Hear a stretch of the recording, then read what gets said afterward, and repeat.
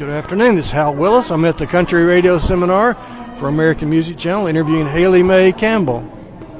Hi, thanks for having me. Yeah, we have several artists that are coming by, so this is our first foray into Facebook Live interviews from an event like this, so we're glad you're here.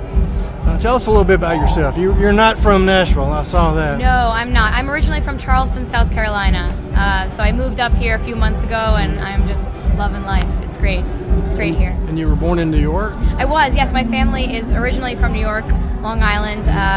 My dad told my mom right after I was born, if we move to Charleston, you can save enough in property taxes, you can stay home with the kids. So she packed her bags and they moved down south. That's a cool place. How'd you like that? I loved it. It was such a good place to grow up, and honestly, I love going back still. We're going back for a couple shows in March, and it's just a great place to be. Is there a Navy base there? There is. There is a big Navy base there, yes. Okay. I went there once. I remember seeing an aircraft carrier. Yeah, I actually went to high school, like right next to where the Navy base is. So. Okay. So you've been playing and singing for a long time. I have, yes. I've been playing in bars and coffee shops since I was about 12 or 13. So still got a little ways to go before I can get into the bars without playing. But for now, that's how I get in. It's okay. You're doing good. So you have an album or EP out and a single? Yes. So I have a single out right now. It's been out for just a year now. It's called Lose My Number, and then the follow-up EP is coming in this spring, March, April time frame. So very excited about it. You have that on iTunes, the single? Yes, the single is on iTunes, Spotify. It's probably, hopefully today or tomorrow, about to hit 300,000 streams. So really excited about that. You've done pretty well in some competitions like that. Yeah, thank you. I saw you were a singer-songwriter of the year with.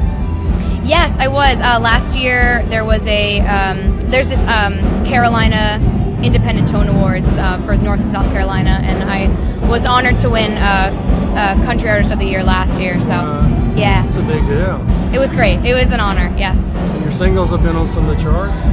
Yes, so Lose My Number was featured on iTunes, which was crazy because I'm totally independent. I don't know how that happened, but it was featured on the homepage.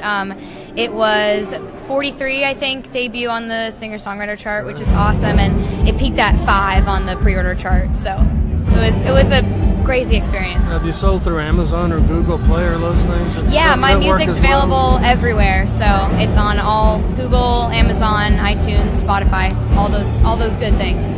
Do you write your own songs? I do, yeah. So the new EP, you would if you're a singer-songwriter. Exactly. 4 of the 6 songs I wrote by myself, and then the other 2 are co-writes. Okay. Who do you co-write with? I've co-written a lot with on this, yes. I've co-written a lot with my drummer. I've been playing with him since we were in the 7th grade, and he moved up here to go to Belmont, so I came right along with him, and we've still kept up playing together, writing together, all that fun stuff. And then the other track, which is probably going to be the next single from the EP, is called Ought to Be, and I wrote that. That was my first ever Nashville co-write, and it's great that it came out so well, and I get to include it on the record. So it's a real songwriter's town. It really is. Unlike just about any other town or genre. It was a wake-up call for sure when I came here for the first time, because in Charleston, co-writing isn't really something that you do. It's not nearly as popular as it is here, so it was definitely a learning curve, but I'm really, really loving it now. Is it a big jump from Charleston to Nashville? It is. I think Nashville still has a really small town feeling like Charleston does, but you get that big city mix in as well, so it was a good move for me, I think. Just know from being in other cities on vacation, you'll go to a club and they have live music. Exactly. After hearing it in Nashville, you're like, that's not very good. Yeah, you're like, okay, I gotta go home now. Even the songwriter nights have better musicians and better singers. Than they do in a lot of places. Exactly. Of course, last time we did that, we were in Key West, and I'm not sure anybody was sober there. Not sure you were paying much attention to the music, but we were sober, but not the musicians. So I hear you like to wear sequins. Oh my gosh, but not during the day. A must-have. I have another pair of black jeans that has sequin knees on it, but I thought maybe I should keep it a little bit more calm for my first day. Maybe tomorrow. Tomorrow might be sequins. I'll come back. But always on stage, I always wear sequins. Are you doing a showcase this week? I'm not. No, unless something shows up that I'm not prepared for. Well, Dr. Nordstrom has a studio in his basement. We did one interview with the girl from Belmont. Oh, okay, great. And we hooked her up with all the equipment. We recorded a song with her. Wow, that's awesome. We might do that for you. Well, there we go. A lot of people do music. Stay tuned for that. A lot of people do music videos that are no more complicated than right, that. of course. Some of the YouTube stars do it in their basement. Totally. Yeah, our band studio is in.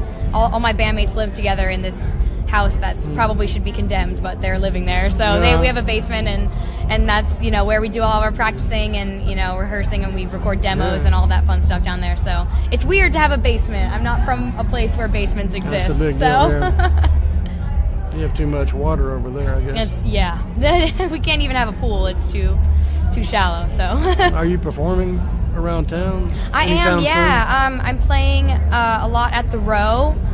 So if you pop in there, you might see me play acoustic with my guitarist. So yeah, it's a fun time. So what are your songs about?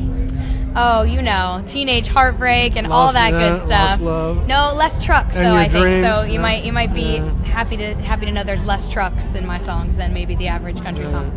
There's a lot of that going around. There is, definitely. Everybody's got heartbreaks. Oh yeah, and that's why it's so fun because it's easy to relate to. I think the music for the first time has really come out exactly how I envisioned it, and I'm just really excited to get this EP out there and kind of have a fresh take on where I'm at right now. So I'm just looking at my notes again. You did musical theater quite a bit. Tell me about that. I did. I grew up doing musical theater, and I think that's really where I fell in love with being on stage. So for me, performing is my favorite part of the job. When I get to be on stage and perform and connect with people, that's where I think I really kind of stand out and shine in particular. So when I was younger, I grew up doing musical theater, and not even so much was I hooked on the singing. I was just hooked on entertaining people. So I was Abu the monkey in Aladdin. I didn't have a single line. I didn't have a single line in the whole entire show.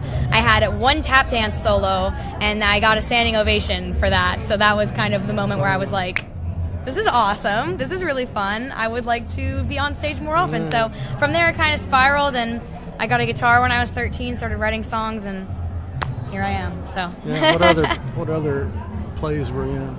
I was in, I think my other favorite was Beauty and the Beast. I was a napkin. I was a dancing napkin. That was a very starring role for me, as you might imagine. But the musical theater, it was a great segue, I think, into what I have now realized that I really want to do. So it was good.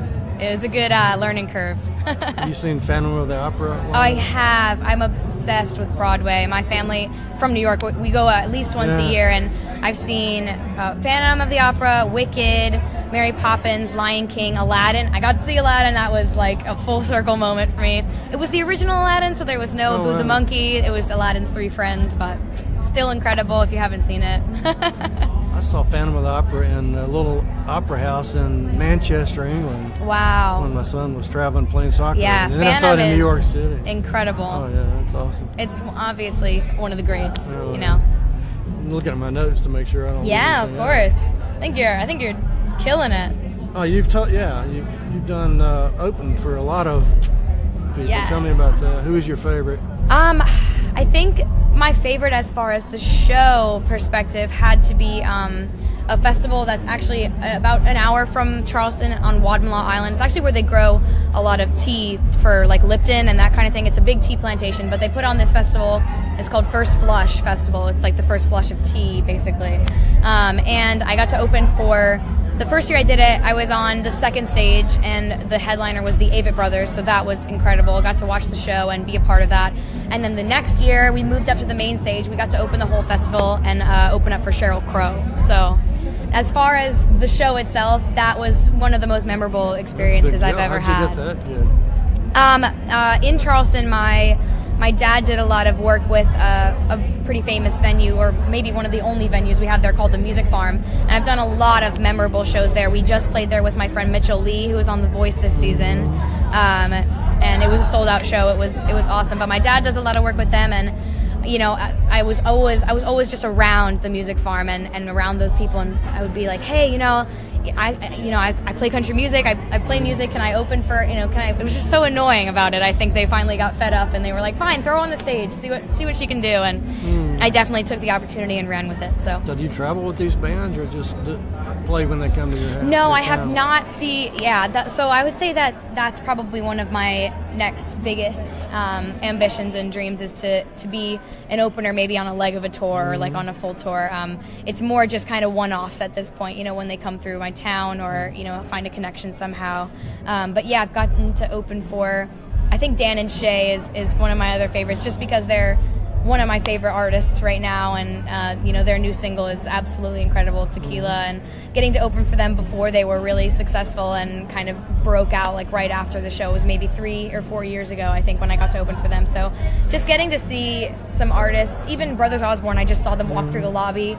I opened for them, and then like a month later they won a Grammy, and I was like, okay, like, thanks to you. Thanks, guys. Like, I opened for Grammy Award winners. That's pretty great. No, but I'm, 1 degree of separation, I think, is pretty good. That's not a bad story. Not bad at all. So I've gotten some really incredible opportunities. And from being in Charleston and being in such a small music scene and music community, I was really able to kind of break through and be almost at, the top or near the top of where the music scene is there. So I was kind of a name that got thrown around a lot, I think, for opening opportunities because there just weren't a lot of options, honestly. So that might have played into it a little bit too, but I was definitely thankful for the opportunities. You got quite a resume.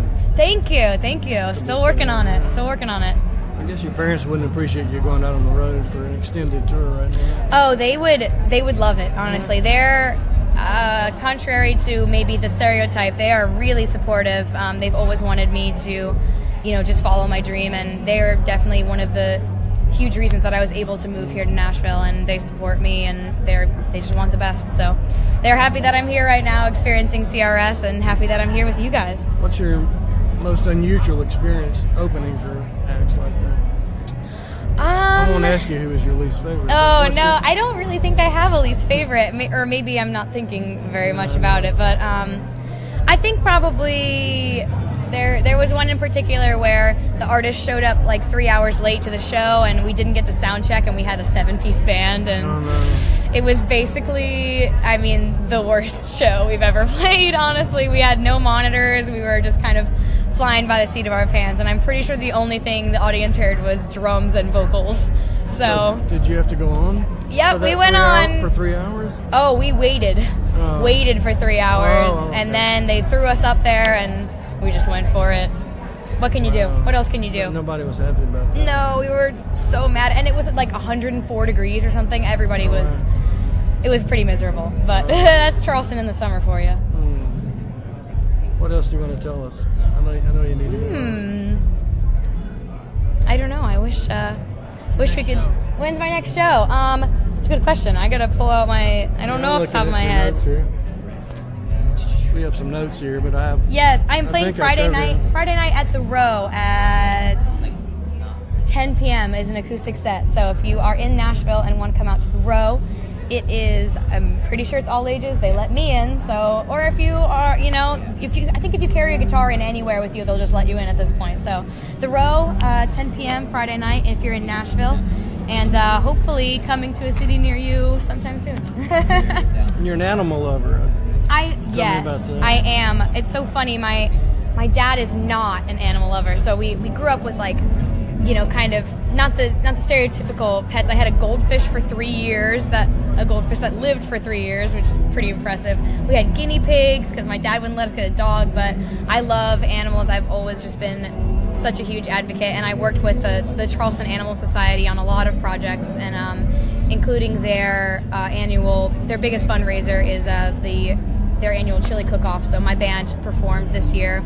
It's about 10,000 people at the event, so it was pretty crazy, but any way I can help them out or any organization that supports animals, I'm all for it. So cool, we are too. Yeah, absolutely. I'd love to get a dog, but then I think if I get a dog, I'll have to go on tour, and then I won't be able to take my dog. So okay.